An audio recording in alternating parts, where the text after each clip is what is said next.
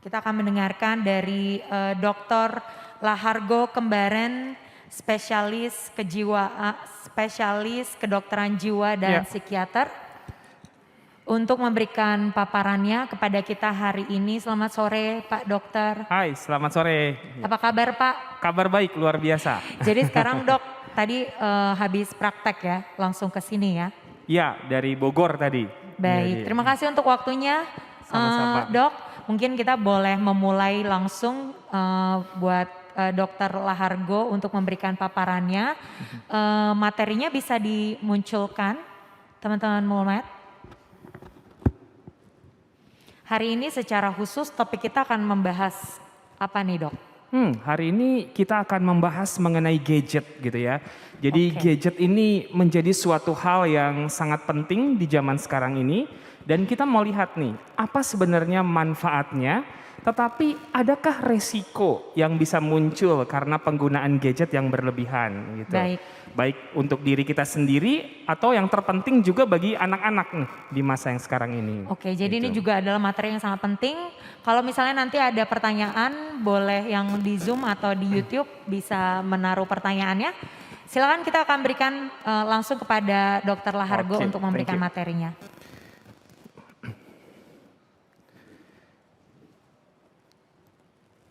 Ya, selamat sore Bapak Ibu sekalian yang boleh hadir pada kesempatan ini. Pertama-tama saya mengucapkan terima kasih kalau saya mendapat kesempatan untuk bisa sharing dan berbagi dengan Bapak Ibu sekalian yang boleh hadir di sini. Topik yang akan saya bawakan adalah mengenai gadget, yaitu musuh ataukah suatu sahabat. Nah, nanti kita akan melihat sama-sama mengenai hal ini. Tapi sebelumnya izinkan saya memperkenalkan diri terlebih dahulu. Slide berikutnya. Boleh slide berikutnya. Ya, saya Dr. Lahargo Kembaren, SPKJ, spesialis kedokteran jiwa. Saya seorang psikiater. Dokter umum saya dari Fakultas Kedokteran Universitas Indonesia, mengambil psikiater juga dari FKUI, dan saya mengambil fellowship di Yongin Mental Hospital di Korea untuk rehabilitasi psikososial. Jadi saya fokus merehabilitasi orang dengan gangguan jiwa yang tadinya memang tidak bisa berfungsi, nggak bisa produktif, diabaikan dan diasingkan, tapi kemudian bisa berfungsi kembali dalam kehidupannya, memanusiakan kembali manusia. Dan sehari-hari saya bertugas di Rumah Sakit Jiwa Marjuki Mahdi di Bogor. Itu rumah sakit jiwa yang tertua di Indonesia. Di pelayanan saya melayani sebagai guru sekolah minggu di GBKP di Bogor. Karena dulu waktu muda, waktu SMA, saya bernazar sama Tuhan. Tuhan, kalau saya masuk ke Fakultas Kedokteran UI tanpa tes jalur PMDK, saya akan jadi guru sekolah minggu. Dan Tuhan menggenapi nazar tersebut. Dan dari tahun 95 sampai sekarang ini saya sebagai guru sekolah minggu. Di Moderamen GBKP Bogor juga kebetulan kemarin saya ikut bergabung di Biro SDM. Jadi kita juga mengembangkan mengenai SDM-nya. Oke, seperti itu perkenalannya. Slide berikutnya. Ya, kalau kita lihat sekarang ini di masa pandemi, Bapak Ibu sekalian, gadget itu menjadi suatu kebutuhan bagi kita semua gitu ya. Jadi setiap orang membutuhkan gadget. Karena anak-anak belajar dari rumah, dia pembelajaran jarak jauhnya pastinya dari gadget. Gitu. Kemudian kita sebagai orang tua juga menggunakan gadget untuk alat komunikasi, untuk mencari informasi. Sekarang ini suara yang paling sering didengar di gerbang rumah kita adalah paket gitu ya. Jadi banyak banget yang memesan barang secara online dengan berbagai platformnya tentunya gitu ya. Nah, kalau zaman dulu Abraham Maslow dia mengatakan kebutuhan dasar manusia itu cuma 4. Tapi sekarang di tengah pandemi ini ditambah tuh kebutuhan dasarnya. Ada wifi gitu ya, ada baterai, ada charger gitu ya. Karena kalau nggak ada gadget itu seolah-olah setengah nyawanya sudah hilang. Nah, ini yang akan coba kita lihat lebih jauh gitu ya. Di balik manfaat yang begitu besar dari gadget ini, adakah hal-hal yang perlu kita waspadai sehingga kita bisa terhindar dari berbagai gangguan yang mungkin bisa muncul. Slide berikutnya.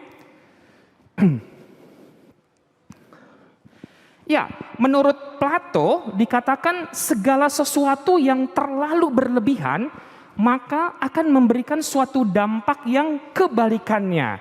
Nah, inilah yang juga terjadi pada gadget ini. Kebutuhan akan gadget jelas itu suatu hal yang penting di zaman sekarang ini, tidak bisa dipungkiri. Kita mau melarang anak-anak kita nggak pakai gadget, nggak mungkin, nggak akan bisa. Tetapi yang bisa kita atur adalah regulasi penggunaannya. Nah, nanti kita akan lihat seperti apa caranya. Slide berikutnya. WHO atau Lembaga Kesehatan Dunia itu sudah menyatakan bahwa selama pandemi ternyata seluruh masyarakat harus waspada terhadap penggunaan gadget. Hal-hal apa saja yang kemudian perlu diwaspadai? Yang pertama, adanya aktivitas fisik yang berkurang. Sekarang dikatakan kita ini adalah generasi rebahan gitu ya. Jadi bawaannya pengen duduk, berbaring, tiduran, nonton drama Korea gitu ya, lihat YouTube, lihat TikTok gitu ya, balas WA, itu tanpa ada pergerakan. Dan aktivitas fisik yang berkurang tentunya bisa berdampak yang tidak baik untuk kesehatan fisik dan juga untuk kesehatan mental pada akhirnya. Yang kedua adalah jam tidur dan bangun yang terganggu. Kita ketika berada di rumah saja dengan gadget kita, seolah-olah tidur terlalu larut malam itu nggak apa-apa gitu ya. Dan bangun terlambat juga nggak apa-apa. Karena itu kita di rumah aja kok gitu ya, mau sekolah 5 menit aja mandi udah selesai misalnya gitu ya. Nah, ini juga yang perlu diwaspadai karena ada perubahan jam biologis di situ. Perubahan jam biologis inilah yang bisa berdampak kepada kondisi fisik dan kondisi mental dari seseorang. Kemudian yang ketiga adalah adanya sakit kepala, sakit pada mata. Sekarang banyak banget anak-anak yang masih usia muda sudah harus menggunakan kacamata karena terpapar dengan radiasi blue light dari gadget, layar-layar monitor yang mereka lihat sehari-hari. Tidak jarang juga yang ada gangguan pada sel sarafnya gitu ya. Dikatakan sekarang generasi menunduk. Kalau coba lihat anak-anak sekarang gitu ya, kalau jalan dia begini nih gitu. Karena nunduk terus, otot-otot dan tulang di lehernya itu sudah mengalami gangguan tentunya. Dan adanya nutrisi yang kurang gitu ya. Jadi ketika seseorang sudah menggunakan gadgetnya berlebihan, maka dia menjadi terganggu dalam pola makannya. Ya udah beli makanan instan aja yang cepat gitu ya. Nah ya udah nggak usah makan dulu, agak-agak terlambat sedikit nggak apa-apa. Dan asupan nutrisi yang kurang atau kurang sehat akan juga berdampak kepada kondisi dari kesehatan yang bersangkutan. Yang keempat yang harus diwaspadai adalah kontennya. Konten dari tontonan yang dibaca, disaksikan oleh kita secara nggak langsung itu akan mempengaruhi kondisi mental kita. Sekarang ini banyak sekali anak-anak kok kayaknya gampang banget ya ngomong kata-kata yang kasar misalnya, melawan orang tua, disuruh tuh kok nggak menurut. Kenapa demikian? Karena banyak sekali penelitian yang menunjukkan konten yang ditonton oleh setiap anak akan mempengaruhi behaviornya, perilakunya, sikapnya.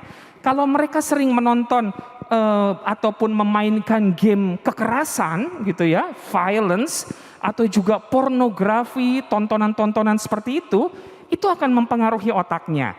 Nanti akan kita lihat bagaimana gadget ini bisa sampai mempengaruhi neurotransmitter atau zat kimia dalam otak dan ternyata dampaknya sama kayak kita pakai narkoba.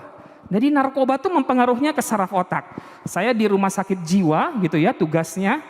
Kemarin saya jaga IGD di rumah sakit jiwa, jaga konsultan. Itu pasien saya ada 15 pasien baru. Dan setengahnya adalah anak dan remaja.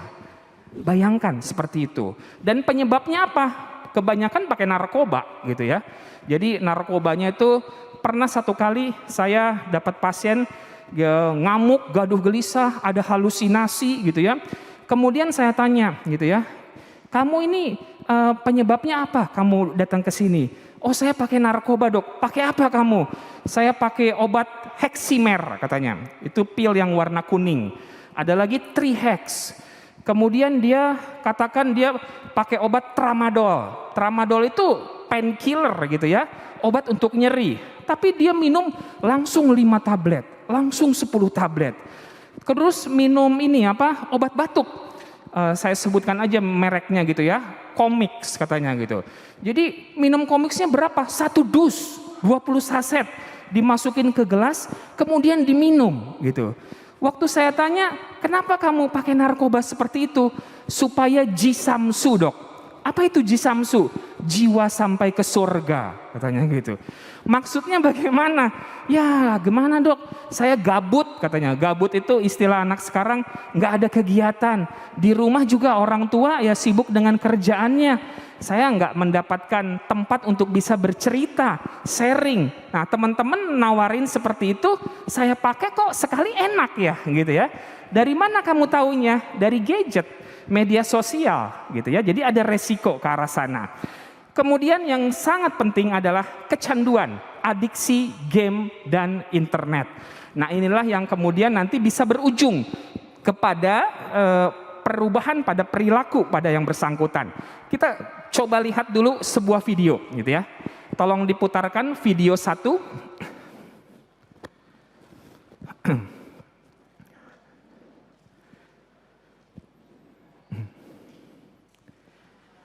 Ini ada nanti sebuah video bagaimana memang suatu kondisi real banyak sekali anak-anak sekarang ini yang harus dirawat di rumah sakit jiwa gitu ya, karena penggunaan gadget yang berlebihan ini. Dalam 1 bulan terakhir sedikitnya ada 15 anak yang menjalani perawatan psikologis di rumah sakit jiwa Marzo Eki akibat kecanduan game dan gadget. Pasien ketergantungan gadget itu menjalani rawat jalan hingga rawat inap selama 2 minggu. Ya, pasien ini dia ya. rata-rata berusia remaja, ini di rumah sekolah sakit tempat saya praktek di Bogor. Sebelum menjalani perawatan, kondisi pasien berubah menjadi pemarah saat kehabisan pulsa data. Kondisi itu bahkan membuat anak menjadi tidak mau bersekolah. Menurut ini dia pasien-pasiennya gitu ya. Dia mengalami gangguan perilaku gitu ya akibat penggunaan gadget berlebihan. Mungkin kalau penderitaan sih mungkin nggak terlalu ini ya, tapi yang kalau ketergantungan dengan gadget ya, terutama game itu ya akan merusak pengelolaan khususnya marah ya, sehingga ketika keinginannya tidak dipenuhi itu bisa berdampak pada kemarahan ya, anak tersebut. Sebulan terakhir memang agak meningkat ya, agak cukup banyak, terutama jadi dia main gadget sehingga tidak kenal waktu ya. Umur bervariasi, yang paling muda itu 11 tahun, yang kemarin yang terakhir dirawat tuh menjelang 17 tahun. Ya, yang 17 tahun malah itu berbulan-bulan sampai tidak mau beranjak dari tempat tidur, hanya di kamar aja dan main aja. Semuanya dilayani itu, akhirnya kan orang tua dilayani di kamar, di tempat tidur, orang tuanya sudah ngasih. Oke, boleh kembali ke slide-nya. Kita menyaksikan suatu keadaan yang menjadi keadaan real, suatu fakta yang ada di depan kita ini gitu ya.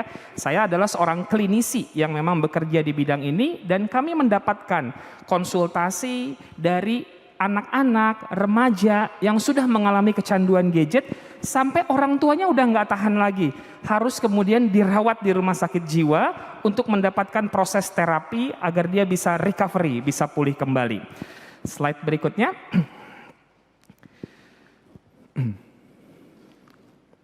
Ya, jadi seperti apa sih tanda-tanda orang itu mulai ada penggunaan gadget yang berlebihan? Ini belum masuk ke adiksi atau kecanduannya gitu ya. Tapi tanda-tandanya apa kalau orang ini sudah mulai berlebihan penggunaan gadgetnya? Yang pertama itu adalah moodnya sudah mulai terganggu, mudah marah atau istilahnya baper gitu ya, bawa perasaan, jadi sensitif, gampang sedih, mudah untuk cemas yang berlebihan. Ini salah satu tandanya kalau ini gadgetnya ini udah mulai berlebihan ini pemakaiannya. Kemudian yang kedua adalah fungsi dasar kehidupannya terganggu. Tidurnya, makannya, mengurus diri, mandi, itu sudah terganggu. Nah itu sudah berarti ciri-cirinya tuh sudah mulai berlebihan. Yang ketiga adalah performance-nya. Bagaimana dia kuliah, sekolah, bekerjanya, nilai-nilai sudah mulai menurun, kemudian terlambat untuk submit tugas-tugasnya, di kantor juga sering mendapatkan teguran misalnya dari atasan. Performance yang terganggu menunjukkan adanya suatu penggunaan gadget yang berlebihan. Kemudian relasi dengan orang lain. Disuruh sama mamanya untuk berhenti main gadget, malah marah-marah, malah teriak, banting pintu. Ada relasi yang terganggu di sana. Demikian juga dengan teman-temannya. Orang kalau pemakaian gadget berlebihan, dia lebih banyak mengurung diri di kamar. Dia hanya berinteraksi dengan teman-temannya secara virtual, bahkan hal yang tidak nyata. Ya. Dan ini yang akan menyebabkan relasinya terganggu. Dan saya beberapa kali mendapatkan pasien itu yang ditipu secara virtual gitu ya. Jadi dia berkenalan, seorang perempuan ini pasien saya SMA, berkenalan dengan orang yang tidak dikenal di media sosial. Orang ini memasang picture-nya itu laki-laki muda yang ganteng gitu ya. Kemudian dia chatting. Waktu chatting itu si perempuan ini, anak SMA ini seneng karena diperhatikan. Gimana kamu, baik-baik aja kan? Wah, foto kamu bagus ya. Kamu kerja di mana? Sekolah di mana? Kemudian perhatiannya itu besar sekali. Sampai mereka semakin dekat, semakin akrab, cerita tentang hal-hal yang menyenangkan. Suatu ketika laki-laki yang nggak dikenal ini, yang sudah menjadi teman dia secara virtual, meminta dia untuk video call gitu ya. Kemudian ngobrol, lama-lama permintaannya semakin jauh. Mohon maaf, laki-laki ini bilang, coba dong tolong dibuka baju kamu, katanya gitu. Akhirnya perempuan ini telanjang dan itu direkam. Dan rekamannya itu dijadikan sebagai alat ancaman untuk kemudian meminta sejumlah uang pada wanita ini. Dan akhirnya anak remaja ini depresi sampai mau bunuh diri. Karena khawatir, takut sekali dia. Rekaman videonya yang tidak baik itu disebarkan ke orang-orang yang ada di luar sana. Seperti itulah resiko yang bisa kemudian terjadi. Slide berikutnya.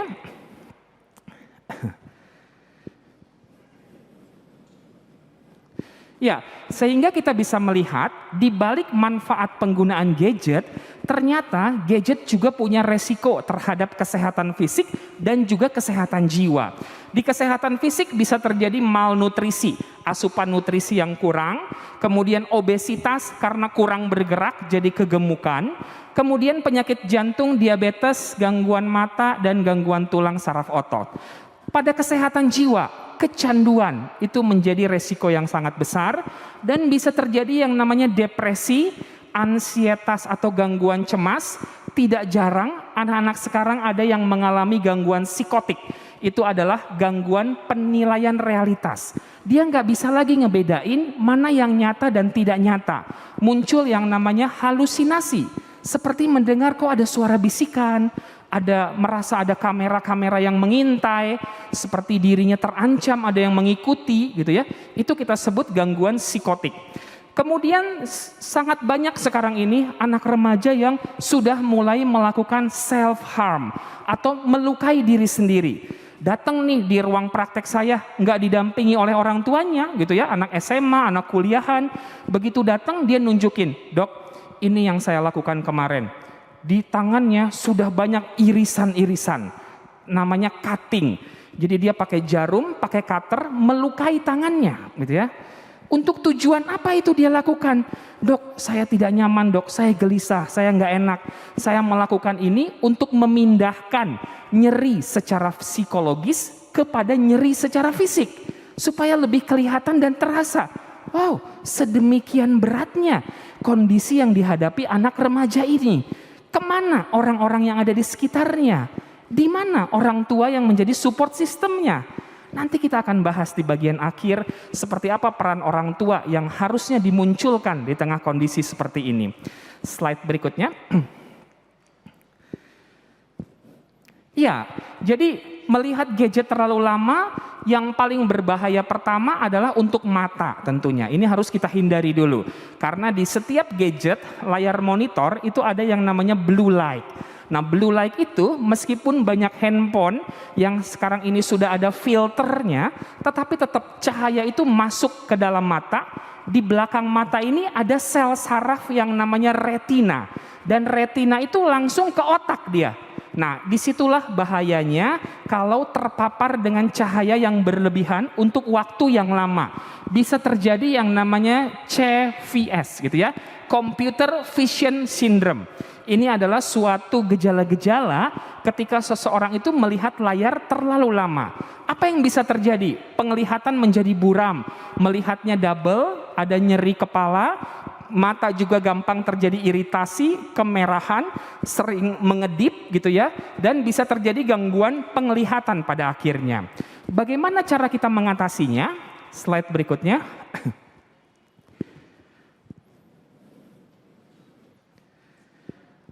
Slide berikutnya. Nah, lakukan suatu teknik rule yang kita sebut rule of 20 atau aturan 20. Ini mungkin buat kita semua juga gitu ya. Supaya mata kita ini tidak terlalu terganggu, lakukan yang namanya aturan 20. Seperti apa itu aturan 20? Setiap kali 20 menit kita melihat layar monitor, kita harus mengalihkan pandangan kita kepada objek yang jauhnya 6 kaki. 6 kaki itu 20 kaki. 20 kaki itu kurang lebih dia 6 meter gitu ya jauhnya. Jadi lihat yang jauh-jauh selama 20 detik. Jadi setiap 20 menit ngelihat gadget, kita harus mengarahkan pandangan kita ke tempat jauh kurang lebih 6 meteran selama 20 detik. Itu akan membuat resiko untuk terjadinya computer vision syndrome bisa berkurang gitu. Nah, ini langkah praktis yang bisa kita lakukan dan kita ajarkan kepada anak-anak kita agar kesehatan fisiknya tidak terganggu akibat penggunaan gadget tadi. Slide berikutnya. Ya, sebelum masuk kepada kecanduan ini, kita coba lihat sebuah video. Tolong diputarkan video yang kedua.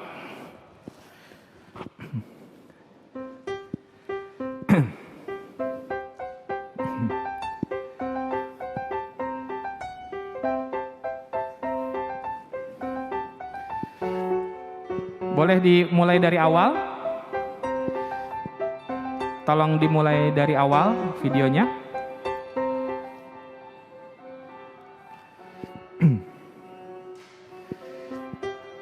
Ya, kita lihat ya, ini suatu penyakit akibat pemakaian gadget yang berlebihan. Narsisisme.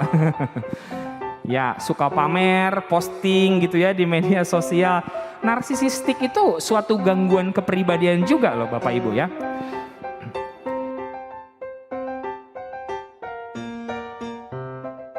Homofobia, no mobile phone phobia. Jadi dia khawatir banget ketinggalan berita, ketinggalan informasi gitu ya.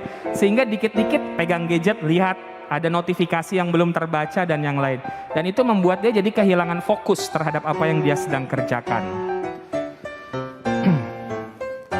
Ya, kalau sekarang ini sebelum makan itu ritualnya bukan berdoa dulu gitu ya, tapi foto-foto dulu, posting ke Instagram, Facebook gitu ya, WhatsApp grup gitu.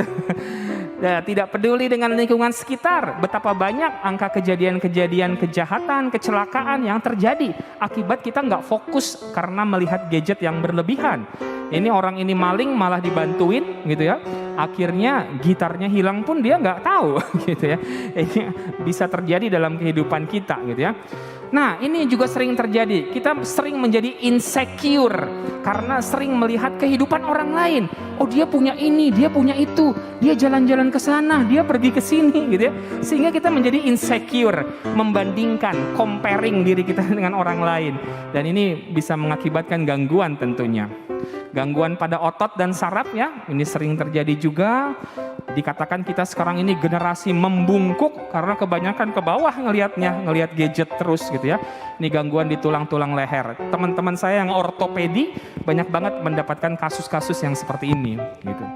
Nggak fokus terhadap suatu hal gitu ya, karena gampang sekarang ya swipe, lihat-lihat yang lain sehingga kita kehilangan fokus terhadap suatu hal yang harusnya kita bisa dapatkan lebih manfaatnya.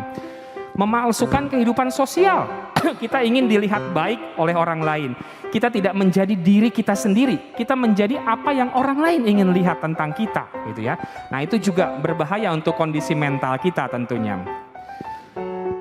Ya, kelihatannya bagus gitu ya di sosial media. Aslinya nggak seperti itu. Nah, ini juga bisa terjadi. Nah, hati-hati kalau ngelihat gadget pada malam hari. Tadi ada blue light-nya itu membuat sel saraf otak itu menjadi tetap nyala. Meskipun kita tidur, tapi otak kita ini tetap bekerja, sehingga kualitas tidurnya menjadi nggak bagus. Dan itulah yang bisa berujung kepada berbagai masalah kesehatan fisik dan juga kesehatan jiwa. Boleh masuk lagi ke slide-nya? Tolong dikasih tahu waktunya nanti ya. Ya, berikutnya yang berbahaya juga adalah kecanduan terhadap gadget dan internet gitu ya. Teman saya Dr. Christiana System mengatakan dia bikin penelitian di Jakarta, dan di Jakarta ini 31,4% ternyata anak-anak remaja itu sudah kecanduan. Artinya dari 3 orang, 1 orang anak remaja sudah kecanduan terhadap gadget, internet, dan juga game online. Dan 7 dari remaja putri, dari 10 remaja putri kecanduannya medsos.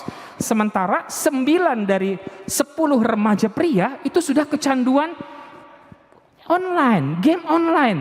PUBG, Mobile Legends, AOV gitu ya. Banyak sekali itu permainan-permainan yang digunakan yang membuat mereka jadinya tidak fokus pada pelajarannya dan hanya fokus pada gamenya saja.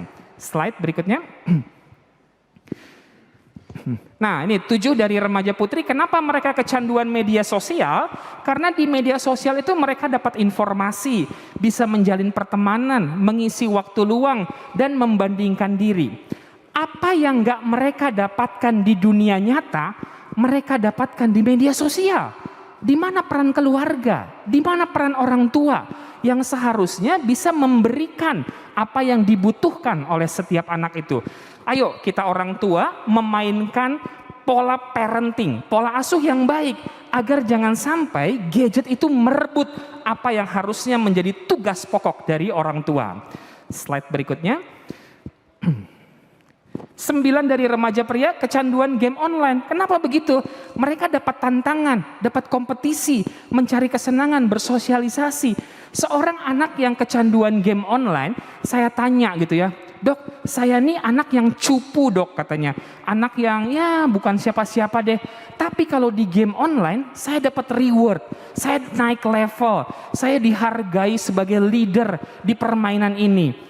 Orang tua saya mana pernah memuji saya, mana pernah memberikan apresiasi pada saya. Tapi itu semua, Dok, saya dapatin di game online. Apa saya salah? Itu yang dia katakan. Game online itu sudah menggantikan begitu banyak fungsi orang tua yang gak didapatkan lagi oleh anak-anak di masa sekarang ini. Sehingga para orang tua harus bertobat betul-betul untuk kemudian memainkan role yang seharusnya memang dilakukan oleh orang tua. Slide berikutnya. Ini sebuah tes untuk kecanduan gadget gitu ya. Bapak Ibu nanti bisa pakai tes ini. Ada juga nanti aplikasinya di Play Store, akan saya tunjukin. Dengan mudah sekali kita bisa mengetahui seberapa berat kecanduan gadget diri kita sendiri dan juga anak-anak kita gitu ya.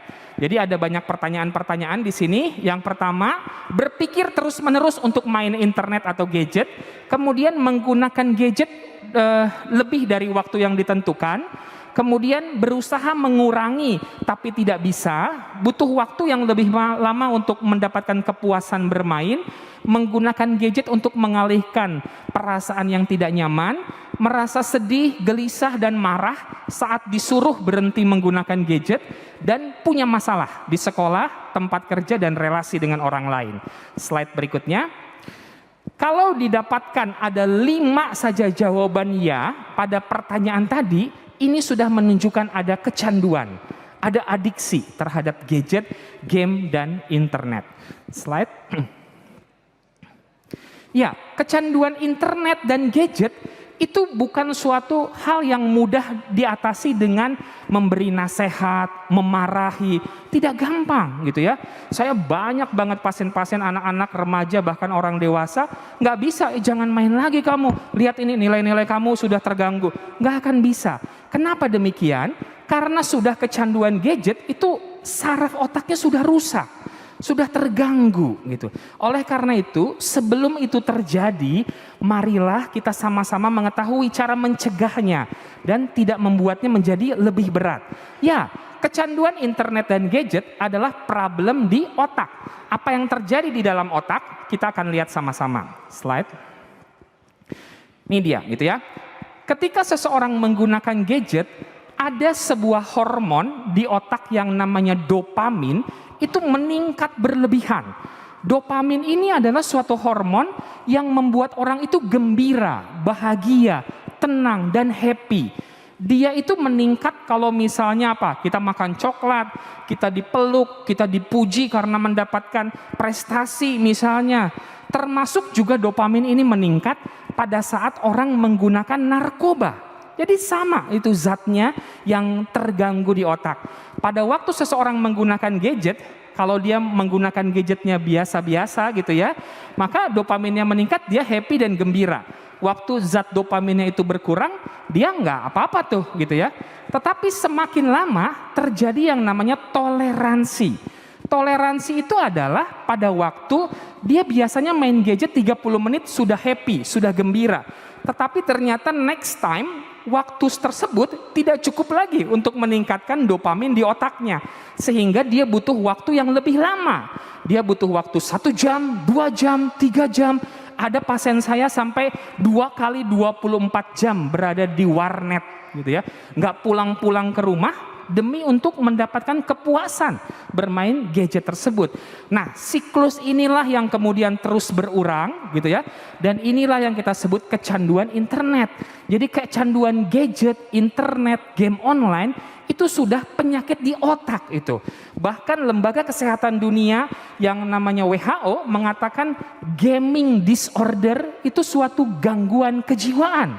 Gitu ya, yang sudah mengganggu dan harus mendapatkan terapi yang khusus. Slide berikutnya. Nah, di tengah pandemi ini ternyata anak-anak kan harus di rumah aja gitu ya. Sudah pastilah gadget itu yang menjadi temannya. Nah, ternyata apa yang terjadi pada mereka selama pandemi dan harus terpapar dengan gadget, ternyata anak-anak pun melaporkan bahwa mereka sebenarnya sudah kelelahan dengan keadaan ini. Burnout. Di atas 70% yang sudah mengatakan seperti itu. Slide berikutnya. Yang berikutnya, anak-anak ini sebenarnya cemas, khawatir katanya hasil survei ini. Di tengah pembelajaran online ini, mereka khawatir dan cemas. Kita lihat slide yang berikutnya. Ya, 38% mengatakan bahwa mereka selama pembelajaran online tertekan oleh orang tuanya. Jadi di sini kita bisa lihat peran orang tua, parenting style, pola asuh penting banget di tengah pandemi ini. Nggak boleh dibiarkan dan jangan sampai lengah. Karena ternyata anak-anak ini sudah mulai nih, 1 dari 3 orang anak sudah merasa tertekan oleh orang tuanya. Apa yang dilakukan oleh orang tua kepada mereka, itu mereka mungkin tidak nyaman. Nanti kita belajar bagaimana mengatasinya. Slide berikutnya. Kami dari Perhimpunan Dokter Spesialis Kedokteran Jiwa Indonesia juga melakukan suatu survei, swaperiksa masalah psikologis secara online di tengah pandemi ini. Kami dapatkan 64,8% masyarakat Indonesia itu memang sudah terganggu kondisi kejiwaannya. Dan apa saja gangguan ataupun masalah kejiwaan yang muncul? Yang pertama adalah gangguan cemas, ansietas, kemudian gangguan depresi dan trauma psikologis. Angka kejadian ini terjadi pada banyak umur ya, semua kelompok umur, meskipun kami mendapatkan masalah psikologis paling banyak itu di umur 17 sampai 29 dan di atas 60 tahun. Slide berikutnya. Ternyata masalah psikologis yang dialami oleh masyarakat Indonesia di tengah pandemi sudah menjadi sangat serius. Kenapa demikian? Karena kami melihat bahwa masyarakat sudah mulai kehilangan harapan. Kehilangan harapan. Karena dari survei yang kami lakukan, 1 dari 5 orang sudah mulai berpikir ingin mengakhiri hidupnya. Suicide idea. Sudah mulai berpikir ingin mati saja dari dunia ini. Dan 15% dari yang memikirkan tentang kematian itu, memikirkannya setiap hari. Seperti inilah potret kondisi psikologis yang kami dapatkan datanya di Indonesia. Bisa jadi orang yang terganggu masalah psikologis itu adalah diri kita sendiri. Mungkin anggota keluarga kita, mungkin anggota jemaat kita, ataupun orang terdekat kita.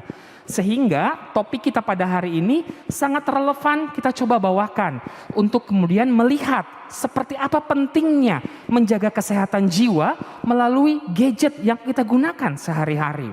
Slide berikutnya. Ya, masalah saat pandemi pasti memberikan suatu efek stres dalam kehidupan kita. Merasakan sedih, merasakan kecewa, marah, kemudian juga mungkin tidak berdaya, adalah hal yang wajar, hal yang alamiah. Itu perasaan-perasaan yang umum terjadi. Yang terpenting adalah jangan sampai berlebihan dan jangan sampai berkepanjangan. Seperti 1 Petrus 4 ayat 7 mengatakan, kesudahan segala sesuatu sudah dekat. Karena itu kuasailah dirimu dan jadilah tenang supaya kamu dapat berdoa. Slide berikutnya. Jadi it's okay not to be okay gitu ya. Dalam kondisi krisis seperti ini, it's okay not to be okay. Tidak apa-apa waktu kita ngerasa sedih, murung, ataupun marah, anak-anak kita mungkin kurang begitu nyaman gitu ya. Yang penting tadi, jangan berlebihan dan jangan berkepanjangan. Jangan sampai itu mengganggu fungsi dan produktivitas kita dalam kehidupan sehari-hari. Jangan sampai mengganggu performance kita. Sehingga kemudian kita bisa mengalami resiko untuk munculnya gangguan kejiwaan pada akhirnya. Slide berikutnya. Jadi stres itu adalah suatu proses yang terjadi di dalam otak, adalah suatu kondisi medis gitu ya. Saya mendapatkan banyak pasien, dok saya sebenarnya takut datang ke psikiater dok, takut dibilang gila, takut dibilang tidak waras gitu ya. Padahal saya udah banyak bersyukur, udah banyak beribadah, sudah banyak berdoa gitu ya. Tapi kok saya bisa begini ya? Ya, karena stres itu adalah suatu kondisi medis, kondisi biologis dari tubuh kita. Ini bagian otak manusia. Ada bagian otak depan yang namanya prefrontal cortex. Dia tugasnya adalah menganalisa setiap peristiwa yang ditangkap oleh panca indera.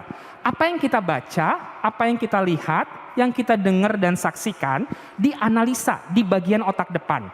Kalau setiap saat kita mendengar, membaca, menyaksikan hal yang berbahaya, menakutkan, mengancam, yang negatif, maka akan dikirimkan sinyal ke bagian otak tengah yang kita sebut amigdala.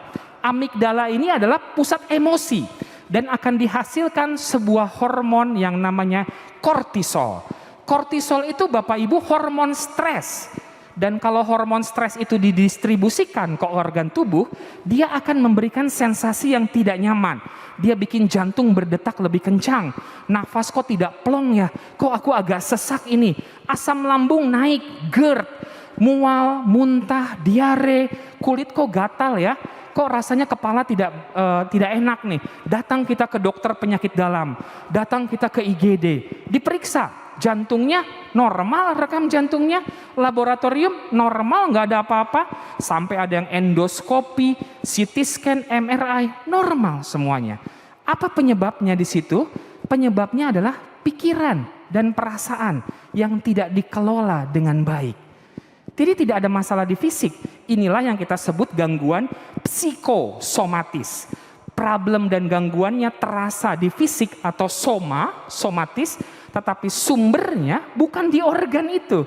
Sumbernya adalah di pikiran dan di perasaan yang tidak tenang, yang membuat tubuh kita mengeluarkan kortisol, hormon stres. Dan itu banyak sekali dipicu oleh penggunaan gadget yang berlebihan. Slide berikutnya. Ya, setiap orang itu punya respon terhadap stres yang berbeda-beda. Kalau ada situasi yang nggak enak gitu ya, ada orang yang fight. Fight itu dia menghadapi stres, konflik masalah itu dengan agresif, dengan marah gitu ya. Tetapi ada juga orang yang flight, dia lari, dia bersembunyi, nggak berani menghadapi masalah, nggak berani menghadapi konflik.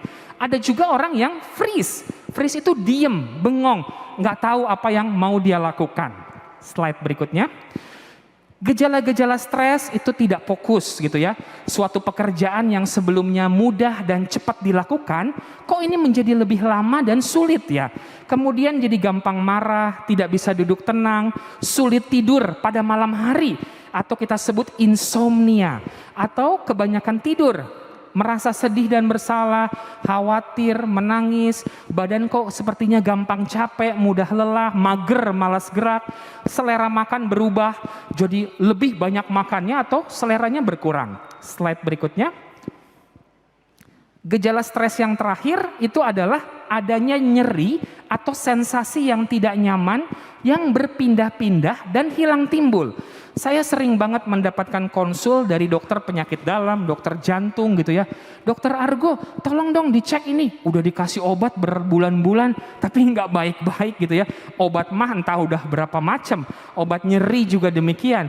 Waktu dilakukan pemeriksaan, ya ternyata ada masalah psikologis yang belum teratasi dengan baik pada orang ini. Slide berikutnya. Penggunaan gadget yang berlebihan itu bisa memicu yang kita sebut gangguan kejiwaan. Gangguan kejiwaan yang umum pada penggunaan gadget berlebihan ada yang namanya gangguan ansietas atau gangguan cemas. Jenisnya banyak Bapak Ibu. Ada yang namanya gangguan panik. Serangannya kita sebut panic attack gitu ya. Orang kalau kena panic attack itu seperti mau mati rasanya. Seperti kena serangan jantung. Tiba-tiba tercekik, nafas pendek, kemudian jantung berdebar, cepat-cepat ke IGD, cepat-cepat ke rumah sakit. Diperiksa normal, nggak ada apa-apa. Setengah jam, 1 jam, berangsur-angsur gejalanya berkurang dan kemudian hilang. Ada lagi gangguan ansietas menyeluruh. Bawaannya cemas, gelisah terus dari pagi sampai malam. Fobia, ketakutan terhadap objek atau situasi tertentu. Sekarang ada orang takut jarum suntik ya, sehingga takut divaksinasi. Ada lagi orang takut ketinggian, takut naik pesawat, takut berada di ruang kecil yang tertutup misalnya. Itu namanya fobia atau terhadap benda-benda. Ada lagi gangguan obsesif kompulsif. Itu adalah gangguan cemas yang ditandai dengan perilaku yang berulang-ulang. Cuci tangan berulang-ulang, mengunci pintu berulang-ulang, ngecek kompor berulang-ulang, menyusun sesuatu harus teratur. Kalau enggak dia ngerasa tidak nyaman. Itu kita sebut gangguan obsesif kompulsif. Kemudian PTSD, Post Traumatic Stress Disorder, gangguan stres pasca trauma. Pandemi ini adalah suatu peristiwa traumatis bagi setiap orang dan itu bisa memicu munculnya gangguan cemas. Gangguan jiwa yang lain adalah depresi gitu ya. Nanti kita lihat bipolar dan juga gangguan psikotik atau skizofrenia. Kita coba lihat videonya terlebih dahulu. Boleh diputarkan video yang ketiga.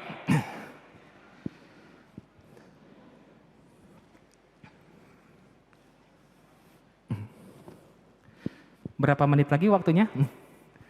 10 ada, udah habis. 10 menit, oke.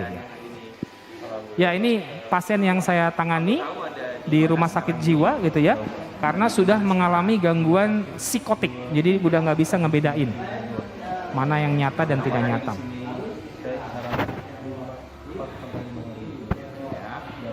Kemarin kan kamu cerita kalau kamu ada kecanduan internet, game, gadget, itu sampai seberapa berat? Hampir kayak makan lah, jadi kalau nggak dia merasa hampa, merasa tidak bahagia kalau dia tidak main game gitu. Berapa lama waktu yang kamu pakai untuk bermain game online, internet, gadget? Oke, bisa masuk aja ke slide berikutnya. Di stop, ya masuk ke slide lagi. Oke, slide, ya. Jadi ternyata masalah kecanduan gadget ini sudah menjadi masalah nasional. Di semua daerah banyak sekali, jadi perlu diwaspadai. Slide berikutnya. Tadi ya, gangguan ansietas, ini banyak sekali gejala-gejalanya. Khawatir, cemas, disertai dengan sensasi fisik yang tidak nyaman. Slide.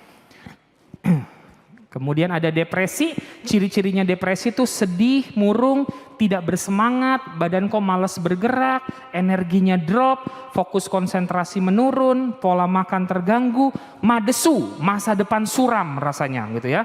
Dan ada pikiran tentang kematian. Slide berikutnya. Kemudian ada gangguan psikotik atau skizofrenia, itu sudah ada halusinasi, dengar suara bisikan, lihat bayangan, ada waham atau delusi, dia merasa ada orang-orang yang ngomongin dia, membicarakan dia, ingin berbuat jahat kepada dia, padahal sebenarnya tidak ada seperti itu. Perilaku agresif dan bicaranya tidak nyambung, ngomong ketawa sendiri. Slide berikutnya. Ya, apa yang harus dilakukan nih kalau misalnya kita ternyata sudah ada penggunaan gadget yang berlebihan atau sudah kecanduan? Yang pertama adalah lakukan diet media sosial, diet gadget tentunya gitu ya. Slide berikutnya, atau yang kita sebut biasanya adalah detoksifikasi, digital detox. Begitu kita sudah tahu bahwa kita sudah mulai ada penggunaan yang berlebihan, lakukanlah yang namanya digital detoxification, gitu ya. Seperti orang pakai narkoba, masuk ke rehab, itu di detox dulu, gitu ya, agar dia tidak terpapar lagi dengan apa yang bikin dia ketergantungan. Bagaimana cara-caranya?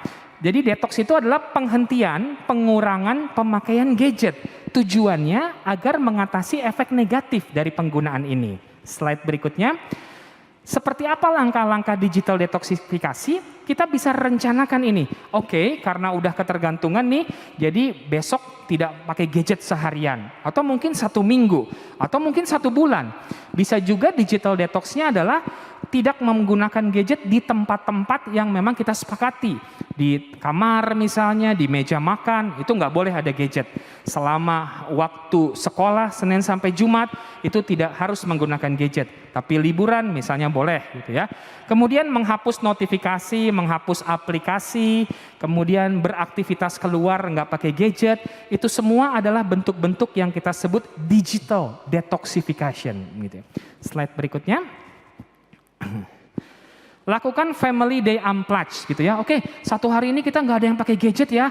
Kita main bersama-sama, berkebun, bernyanyi, beribadah, tapi nggak pakai gadget misalnya. Itu juga boleh dilakukan. Bagian yang namanya digital detox. Slide. Slide, boleh. Atau kalau kami di Bogor gitu ya, kita lakukan yang namanya gerakan 1821. 1821 itu gerakan tidak ada menggunakan gadget jam 18 sampai jam 21.00 buat semua anggota keluarga. Apa yang dilakukan? Lakukan yang namanya 5B. Belajar bersama, bicara, ngobrol, berdoa, mesbah keluarga, bermain dan berkreasi gitu ya. Nah, ini juga metode yang juga bisa dilakukan. Gerakan 1821. Ini salah satu digital detox juga. Slide. Bisa time out kalau mau lihat gadget sebentar, harus persetujuan orang tua. Slide. Atau bisa juga break, kalau ada tugas harus pakai, pada hari itu nggak mengikuti gerakan ini, tapi besoknya mengikuti lagi. Slide berikutnya. Nah, inilah aplikasi di Play Store yang bisa melihat deteksi kecanduan gitu ya. Jadi bisa diunduh ini di Play Store di Android gitu ya. Namanya KDAI, Questionnaire Diagnostic gitu ya. Internet Addiction, adiksi internet. Slide. Beberapa kiat yang bisa dilakukan itu adalah coba kita menekuni minat atau hobi yang tidak menggunakan internet, yang tidak menggunakan gadget. Dan ini harus di-create, harus dirancang. Kenapa kita nggak coba main-mainan tradisional seperti dulu, main catur, main ludo, ular tangga, yang nggak harus menggunakan gadget misalnya. Atau mengikuti kegiatan-kegiatan ibadah ataupun di lingkungan. Slide. Kemudian kalau memang ada kecanduan, sesegera mungkin konsultasi ke profesional kesehatan jiwa seperti psikolog, konselor, atau psikiater untuk kemudian mendapatkan bantuan. Slide berikutnya. Batasi penggunaan. Nah, dikatakan menggunakan gadget itu tidak boleh lebih dari 3 jam untuk bermain gitu ya. Kalau untuk sekolah gitu ya, itu bisa menggunakan gadget karena dia menggantikan pertemuan tatap muka. Tapi untuk bermain, untuk bersantai itu maksimal 3 jam. Kalau lebih dari 3 jam, itu tadi dopamin di otaknya sudah meningkat sehingga menyebabkan kecanduan, ketergantungan terhadap gadget ini. Slide berikutnya. Menghapus aplikasi yang tidak berguna. Nah, ini juga bisa dilakukan. Slide. Menonaktifkan pemberitahuan atau notifikasi gitu ya. Ini juga bagus nih untuk dikerjakan gitu ya. Slide berikutnya. membuat perjanjian. Nah, jadi orang tua tuh punya peranan penting di sini agar anak itu juga bisa tahu bagaimana menggunakan gadgetnya. Dan orang tua adalah role model, contoh bagi anak. Kita menyuruh di meja makan jangan menggunakan gadget, tapi kita di meja makan menggunakan gadget misalnya. Kita coba lihat video berikut ini. Boleh diputar video 4? Jadi yang terpenting itu orang tua di sini memainkan peranan sebagai role model, sebagai contoh. Jangan sampai kita menyuruh anak kita membatasi penggunaan gadget, tapi kitanya juga demikian gitu ya. Anak itu melihat dari kita dan dia adalah peniru yang ulung. Slide berikutnya. Ya, ini buat orang tua ya. Penting sekali orang tua memperkenalkan penggunaan gadget dan orang tua tuh harus meningkatkan wawasan dan pengetahuannya terhadap masalah gadget, bagaimana cara mencegahnya. Kalau ada aplikasi yang berguna, orang tua harus melek teknologi juga agar kemudian bisa menggunakan aplikasi yang bisa bermanfaat untuk mereka. Mengenal lingkungan anak gitu ya, menjadi teladan, bikin perjanjian dengan anak. Slide berikutnya. Jangan dilupakan juga pola asuh yang baik bagi anak dan juga bagi orang tua. Pertama, love, berikan cinta kasih, perhatian sepenuhnya bagi anak. Yang kedua, dorong anak untuk mau bercerita. Jadi komunikasi antara orang tua dan anak itu perlu dilakukan. Karena ini yang hilang sehingga anak kemudian lari ke gadget dan dia mendapatkan apa yang nggak dia dapatkan di dunia nyata. Listen, kita harus mendengarkan anak. Seringkali orang tua mendengarkan pengen cepat-cepat ngasih nasihat, berikan judgement, label gitu. Ya dasar itu kan apa seperti mama bilang. Kita nggak ngedengerin dulu apa yang mau diceritakan oleh anak. Orang tua lebih banyaklah mendengarkan anak. Kalau di media sosial itu di situ Facebook bilangnya apa yang kamu pikirkan katanya gitu ya. Dia mau mendengar, menampung apa yang dipikirkan oleh setiap orang gitu ya. Nah, orang tua perlu memainkan peranan ini. Feeling, cari tahu apa yang dirasakan oleh anak dan validasi perasaannya. Seringkali banyak orang tua tuh hanya fokus pada perubahan perilaku anak. Anak masuk kamar, banting pintu, ngomong sama orang tua dengan intonasi tinggi, kita langsung marah dengan perilaku itu. Kita nggak ngelihat ada story, ada cerita apa di balik anak yang mengalami perubahan perilaku begitu. Ternyata waktu kita duduk di sampingnya, nak, tadi mama lihat kamu kayaknya agak emosi ya. Apa yang kamu alami, nak? Oh itu tadi di Zoom aku dijelek-jelekin. Oh ternyata itu penyebabnya. Dan kita fokus bagaimana anak ini bisa mengelola perasaannya yang tidak baik tersebut.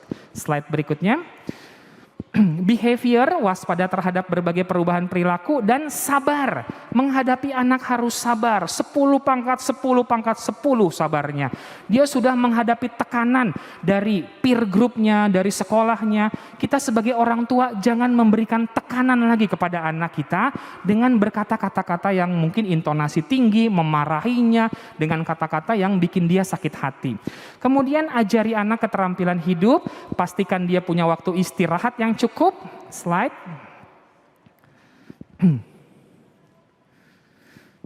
Ya, lingkungan juga harus yang bagus. Secara reguler, berikan motivasi, semangat dan apresiasi. Pastikan anak berolahraga teratur dan sampaikan kepada anak bahwa kita bangga punya anak seperti dia. Nah, inilah pola asuh yang bisa kita terapkan di tengah pandemi agar anak kita bisa terhindar dari kecanduan, ketergantungan gadget. Slide. Ya, jadi sebagian terakhir, mari kita dampingi anak-anak kita dalam menggunakan gadget sehingga mereka tetap bisa tersenyum menghadapi tantangan yang besar di dalam kehidupan ini tentunya gitu ya. Dan sebagai penutup, karena saya guru sekolah minggu, saya mau bermain sulap gitu ya. Jadi kalau anak menggunakan gadget, dia kecanduan gadget itu hidupnya kayak ngelihat kain yang warna hitam ini gitu ya. Kayaknya apa-apa gadget aja, tidak ada warna-warnanya gitu ya. Tetapi kalau kita sebagai orang tua bisa kemudian mengajari anak kita dengan baik, menerapkan aturan yang bagus, maka kehidupan mereka nggak harus gadget melulu, tapi hidup mereka bisa warna-warni seperti ini gitu ya. Inilah kehidupan seorang anak sesungguhnya yang harusnya mereka miliki. Begitu banyak warna-warni kehidupan yang mereka perlu miliki dalam hidupnya. Dan itulah yang harus kita lakukan sebagai orang tua. Terima kasih, semoga bisa bermanfaat, berguna untuk kita semua.